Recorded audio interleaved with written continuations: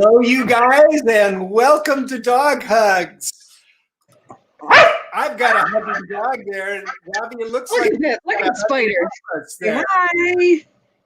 Hi, it's good to see you. How's the big guy doing this morning? Same. I'm doing really well. Yep, the dogs are out there. He's discovered that his finger must taste really good today, so that's what he's interested in. Just yum. Yeah. Well, good going, Spider.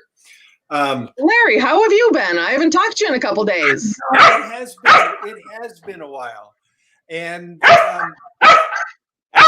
it's been all kinds of things. I've been making some films. Oh wow! And getting ready to do some stuff. We've gotten some interest in actually building out the show more. It's become so popular. Oh my gosh! There's the possibility that we to get some sponsors for the show, which means we can grow it even more. Really excited. Oh wow! Been working on a new trick with Spider. I'm ready to show you guys next week. Oh, nice. Really some fun stuff. Actually, what I want to do right now is show a film. Right now. Come on, little buddy. Give us a break. He's very excited about that film. Yeah. All right. Here we go. Oh, good Spider. Whoa, what's he doing? Look at that. Backing up. Whoa. Yeah. That is so cool. Backing up the A-frame. Yay. Yay. So actually, I'm going to show you guys, if you're interested in how to teach your dog to back up right now. So we don't start by backing up an A-frame. What I've done here is I've set up what's called a channel. You can do this as 2 rows of chairs or a wall in a chair. But basically, the way you teach a dog to back up is you start by luring the dog into the channel. You back up into the channel and then help the dog exit the channel. You never back up the dog into the channel ahead of you, because that's a little uncomfortable for the dog, but more you lure the dog forward into the channel and then escape little by little. So start literally luring one step, then I take a treat and I put it under Spider's chin and back him up out. Then I take an additional step and then back out. And then little by little, more and more, back out. And now I'm going to use my air cookie, which means I pretend that I have a cookie in my hand. And I'm luring with the air cookie, backing back out. And after he gets back out, I reward with a cookie in the other hand. So go further. And then little by little, this air cookie becomes a hand signal. Here, back out, and then come. Oh, you cheater. Come here, buddy. That was pretty good, Spider. I like that. Come. Then that becomes a hand signal, and our verbal cue is back, back. So then you want to eventually get rid of these training tools, these channels.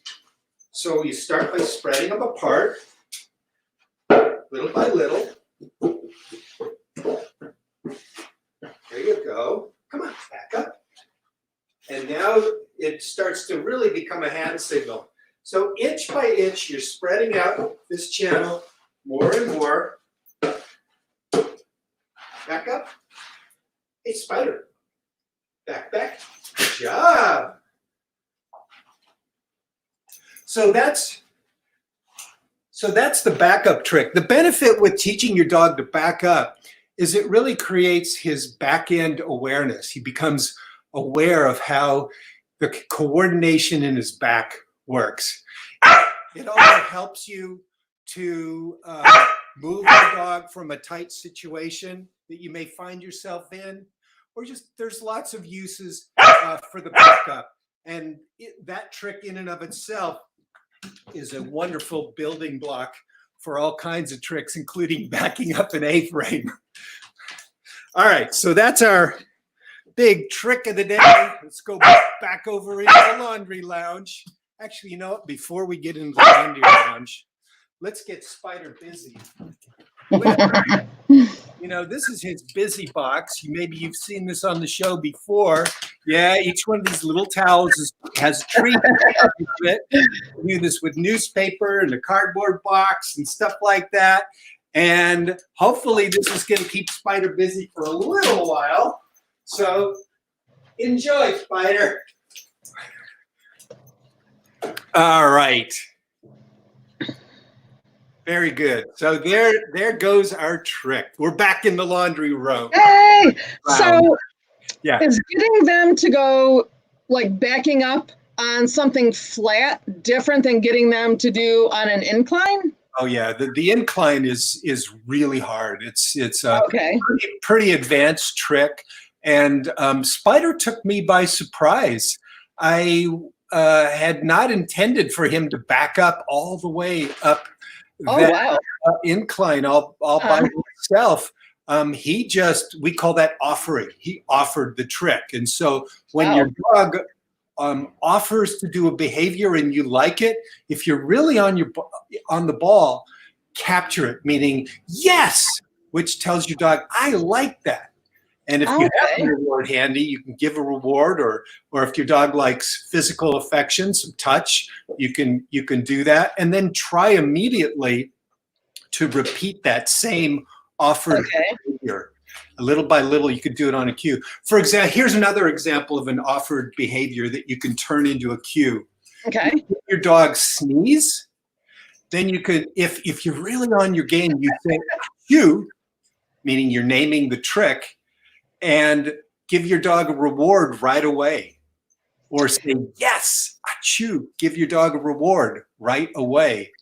Now, Henrietta does that. Although if I say bless you, she will sneeze. Really?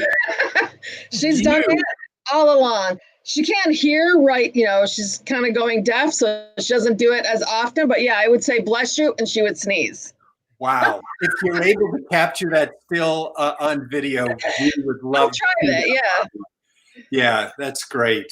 I say I've taught my dogs, things that are worthless. Well, I mean, they're fun, but it's not like they're ever going to bring me a beer or a cookie. So, or fetch my paper.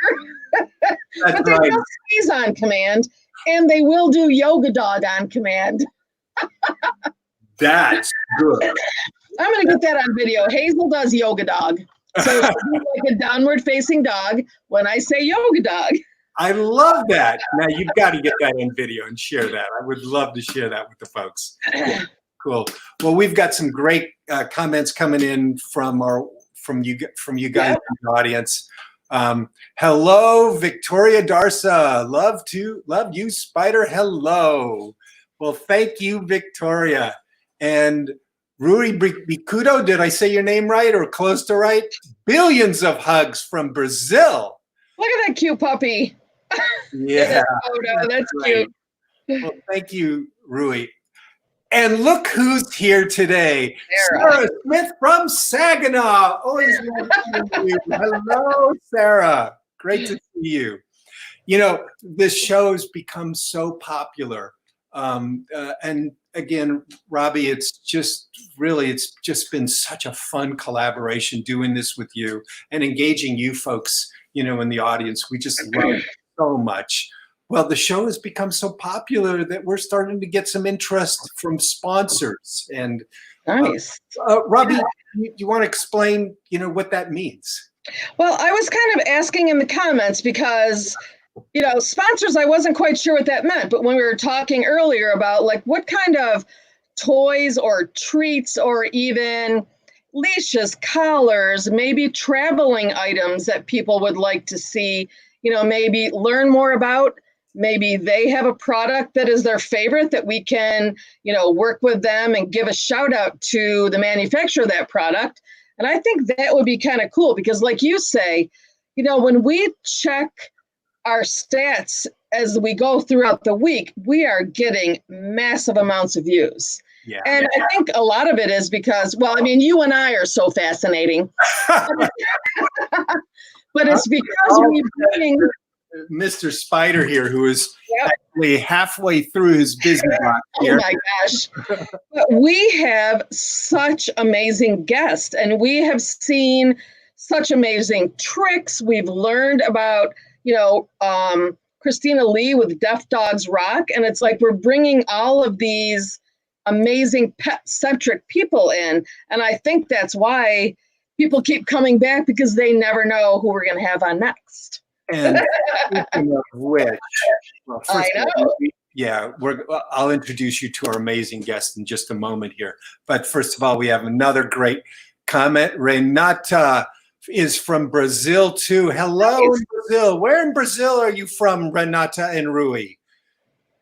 We have a good friend of the show in Sao Paulo, Alexandra. He works in a shelter doing shelter medicine, which is a really challenging job right now anywhere. And well, anyhow, let's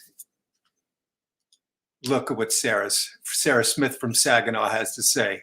Yes. Thank you, Sarah. That's great. That's really great. My dogs are going crazy because there's a cat running around outside. So I'm muting myself. The excitement. Yeah. Well, we've got a really exciting guest today, Shannon Cassidy.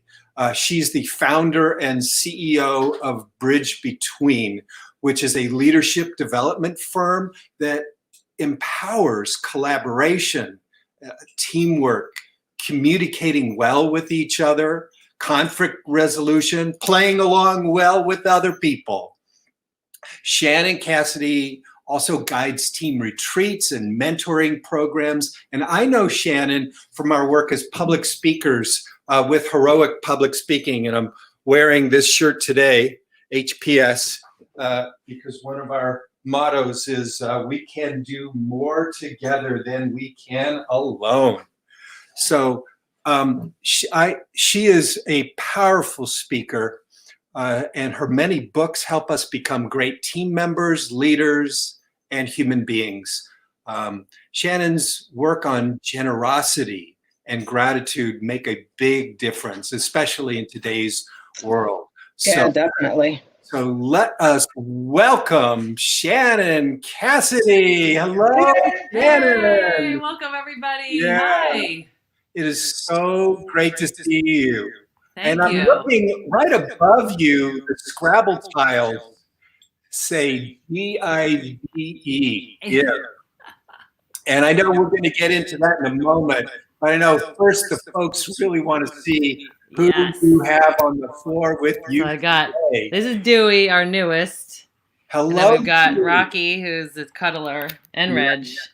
Rocky and Reggie and Dewey. Reggie, and Dewey. You want to tell the story about Dewey? Because you just adopted him. Yes. So Reggie was first. We got Reggie from an adoption site. Yeah. And then a great friend of ours, Ginny Morton, volunteers her time at the local SPCA, the Brandywine Valley SPCA, just walking dogs, playing with dogs. And she was there a couple of years ago, like 5 years ago, and she found Rocky, and she said, Rock, show everybody your cute face. Oh, cute What face. a monster, Rocky. Yes, he's a love. And so she's like, there's this dog there that he reminds me of Reggie. And I was away on business, and my husband texted me, and I just texted him back, get him. and he's like, well, it's going to be crazy with two dogs. And I said, that's just the right thing to do. So we welcomed Rocky into our house, and thanks to good training, this was before I met the famous Larry Kay, and before I got the book that could have saved the day. I mean, it's still going to come in handy, but man, oh man, that would have been great back then. And so anyway, it's been a wonderful thing. And then I was on a Zoom call with Ginny and her husband, Rick, a couple Saturdays ago.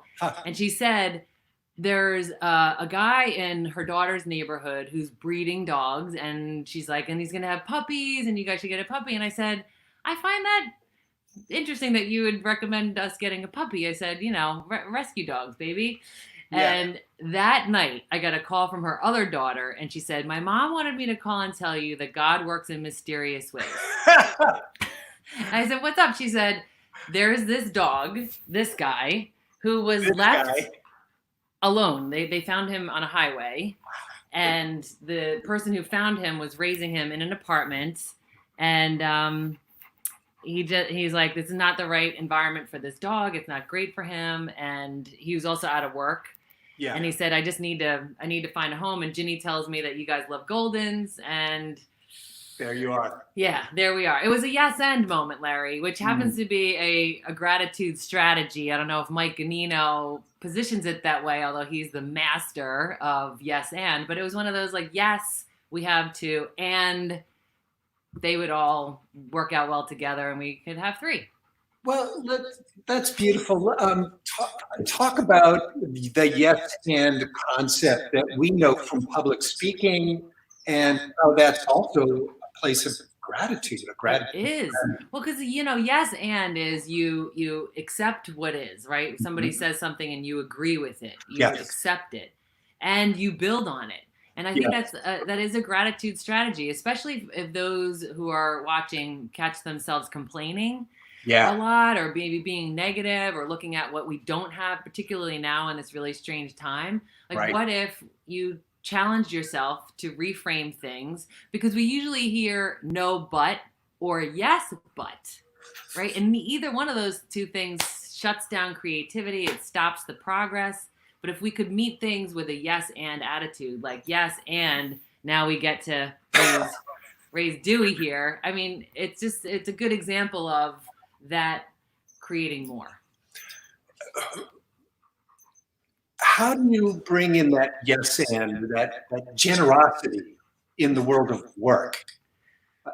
Yeah, I mean, I think that's a ripe opportunity for yes ands, because it is an environment that has tight deadlines and high expectations and lots of stress. And now in this environment, like, how do we continue to make progress while we're struggling through all of this?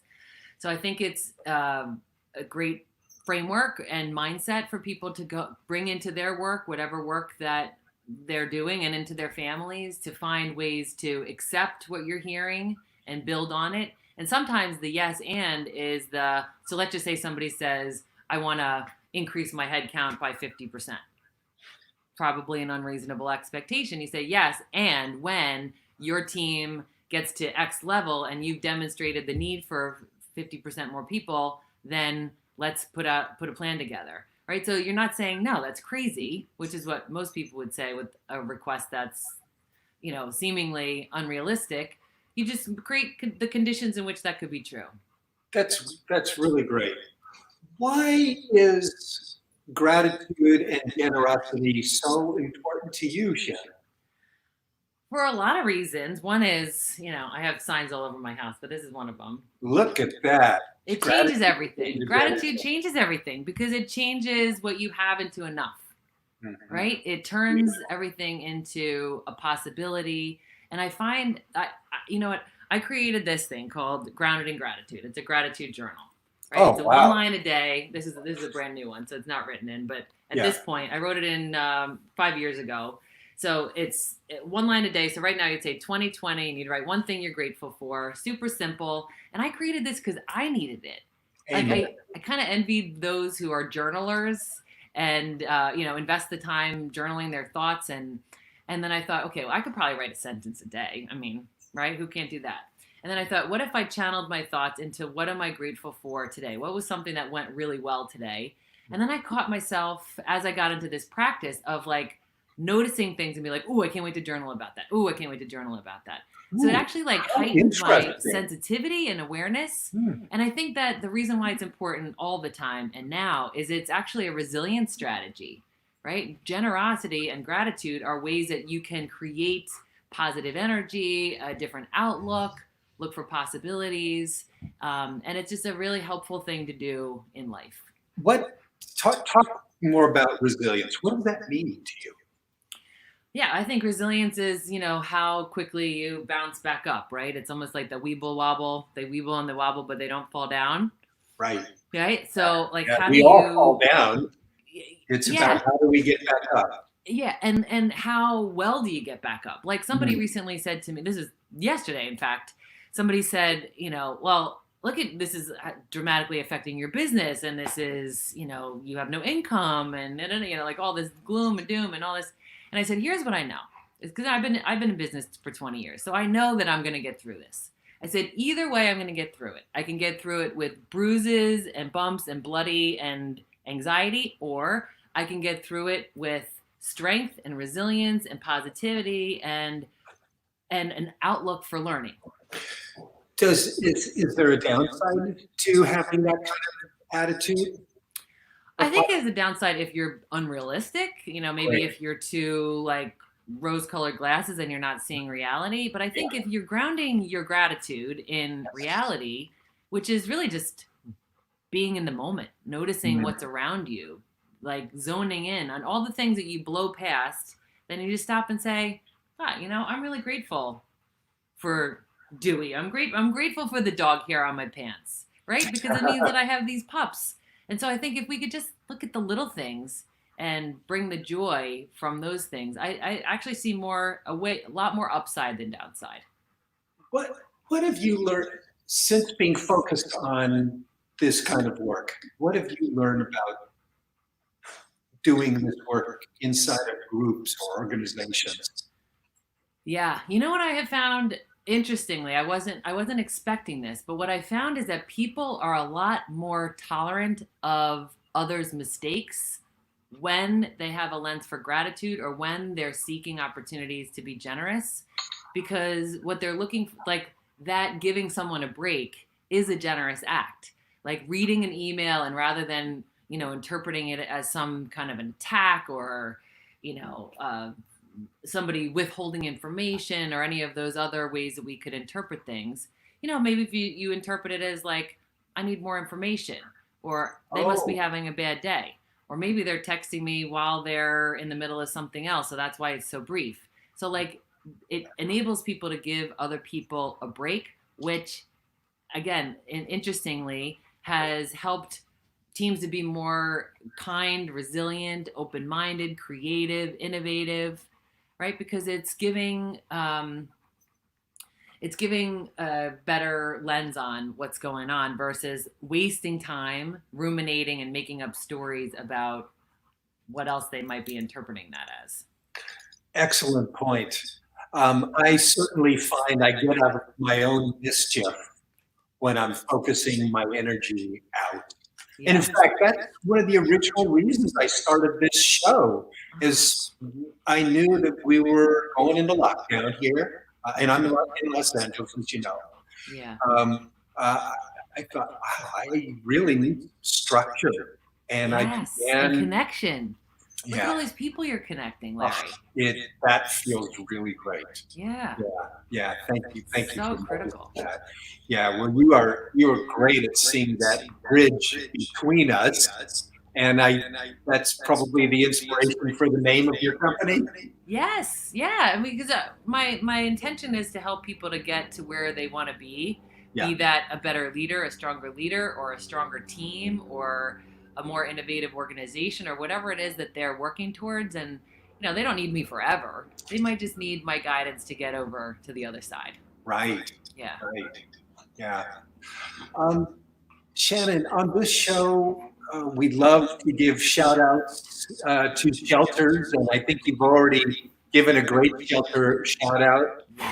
Could we reiterate that shelter that you want to give? Yeah. It's Brandywine Valley SPCA. Yeah, that's great. And who came from there? Well, Rocky, and that is where Dewey would have gone if his previous owner did the right thing by him. But we're the lucky recipients of that person not doing the right thing. And that person is probably grateful to you for having done that. Yeah, I guess. I hope. Yeah. I mean, I just think it's helpful to know that there are shelters like that because people are out of work and they're struggling financially. And even though the good news was early on in this pandemic, people were adopting dogs and cats and otherwise just because, they had the time, they could raise them, they could teach them tricks. They needed the companionship. But then what they're finding is as people are staying out of work, that is becoming more of a financial burden on them. So, if that's the case, just do the right thing and take your pet to a proper shelter. Well said. Yeah. Shannon, as you know, this show is a lot about gratitude. Oh, one thing we want to mention is you started up Thankful Thursdays. And that's why I'm so grateful to have you on the show on a Thursday. Yes. What inspired you to start Thankful Thursdays? Well, I'm a big fan of gratitude, and when I realized that, like somebody recently said, how are you hanging in there? And it occurred to me, like, wow, this really is a resilient strategy. I mean, it wasn't something I was intentional about leading it, and who was planning for this? No one. Right. But I found that it was beneficial, and I thought, okay, well, what are some of the strategies about gratitude that I could teach people every week? So today we did talk about yes and. The week before that, we talked about being grateful for your setbacks, like where in life you've had troubles and how that has helped you to become the person that you are, and how what you learned from that, how that taught you about your own strength. The week before that, we talked about savoring things. The week before that, we talked about gratitude in nature, like where in nature are you just astounded by beauty and something as simple as something blooming. And then we also talked about early on this mental subtraction of positive events, which is something that we're actually all living through right now. In other circumstances, you would imagine, what would it be like if I didn't get to go to work? Or what would it be like if I didn't get to, have dinner with my family on Ramadan or Passover or Easter? And now we're actually living that. Right. And so what's interesting to do now for everybody is to say, what do I get to do now that I didn't get to do before? Like have a conversation with Larry in the middle of the day. Like that's something I may not have been doing before. Yes. Right. So what are some of the things that you get to do now? And what are some of the things you can't wait to get to do? Like the people you can't wait to hug, the people, the group. Like I was working with a team this week and they said, when do we get to go back to the office? Wow. And I said, how often do just you hear yourself saying that, right? Yeah. That's great. Shannon, today are you especially grateful to today? Oh man, so many people, including you. I'm grateful for you and this opportunity. I'm really grateful for my husband, Mike. Yeah. My husband, Mike, is my rock. We're going to celebrate 22 years on May 22nd. Wow. May 22nd, 22 years. 22nd? Yeah. Next Friday, a week from tomorrow. And he's my rock. He's just so humble and encouraging and positive. He's a guidance counselor in a middle school. So he's just figuring out how to do all this stuff remotely. And he's just been a warrior. Oh, wow. Well said. Yeah. Well, Shannon Cassidy, I am grateful to have you on Us with Dog Hugs, and I know our fans are too. And Spider's over there still busy with his busy box. I need a busy box, but look, these guys are holding up. Look at them. They're doing they're great. big troopers here. Yeah. Yeah. Well, thank you, Shannon and Reggie and Rocky and Dewey. It's been great to have you on the show today. Thank you. All right, have take a great care. Weekend. Bye. Bye. All right. I'm so glad you got to meet Shannon there, Robbi. Yeah. She was really interesting. I'm gonna have to go find out more about her. Yeah. I put you on screen toward the beginning of her interview for a moment. And she talked to her husband, and her husband said, well, maybe. And I know you and Tim have been negotiations about maybe getting a new pet. Just a second. Spider is done with his busy box, like right on cue. And so now we've got the treat ball. Ooh. Treats in this. He loves his treat ball. Okay. Now that would be a good sponsor. That's a great idea. Because that's something that keeps him busy, and that's a great product. And anybody with an active dog who needs to sometimes be on his own, there's a perfect toy. Yes. Yes. Huh? Let's see. Oh, wow. We've gotten all kinds of. Yep, I've been asking a few questions. Wow. We have.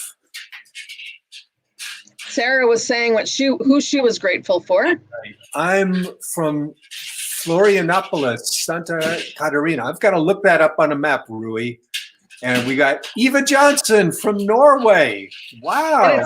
Great. It's 9 p.m. there. I had to ask. Oh, okay. 9 in the evening. Very good. And Sarah Smith is saying, "Oh, pretty boy, I'll bet you're talking about Shannon's dogs there." Yes.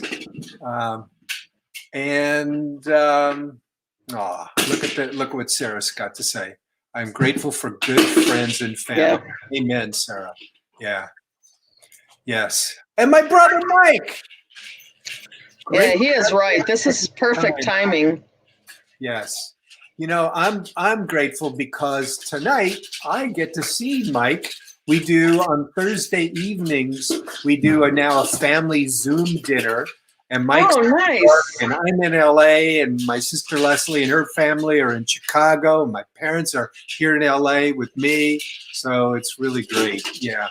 Oh, that's nice. Yeah. Yolanda, I'm grateful with my family and my kids, Willie and Nemo. They are Chihuahua and Poodle. Very cute. Good. You know, I love a poodle. That's right. I love dogs. Yes. And Sarah says I was, meaning she was talking about Shannon's dogs. That's great. Robbi, I am especially grateful today for heroic public speaking that's allowed me to bring more of my voice, be courageous about bringing more of my voice forward, and also to introduce me to people like Shannon Cassidy.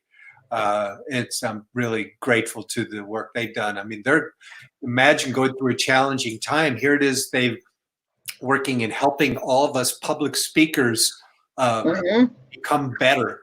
And yet right now, what are the opportunities for us to go out and do public speaking? Right. You know, how we adapt it online to connecting with folks like you. That's how we're doing it. So again, thank you to Heroic Public Speaking. Who do you have today? Well, I have a couple things. First of all, you have had, because I feel like every Thursday has been somebody from your Heroic Public Speaking. Yeah. And it has been such a huge variety of people that have come in. So that's been fascinating. And then there was something that Shannon said.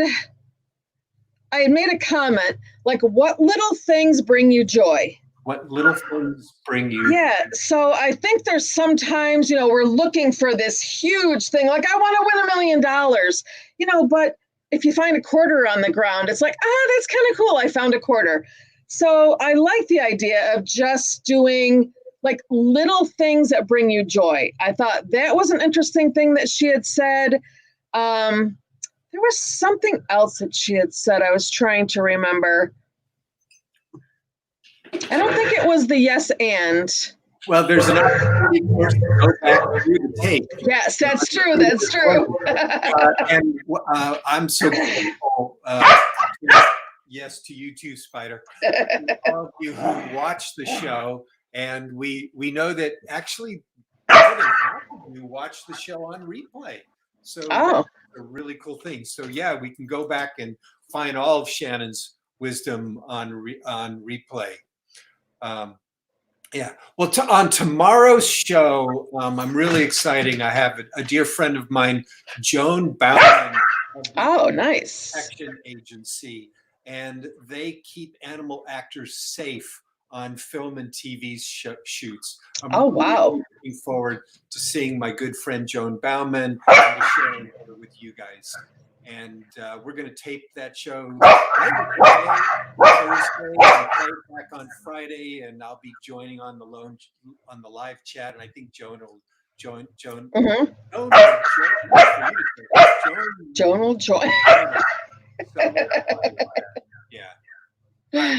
Big hugs to all y'all. Really appreciate you being with us. And I look forward to seeing you guys again tomorrow. Thanks, Robbi. Bye. Bye.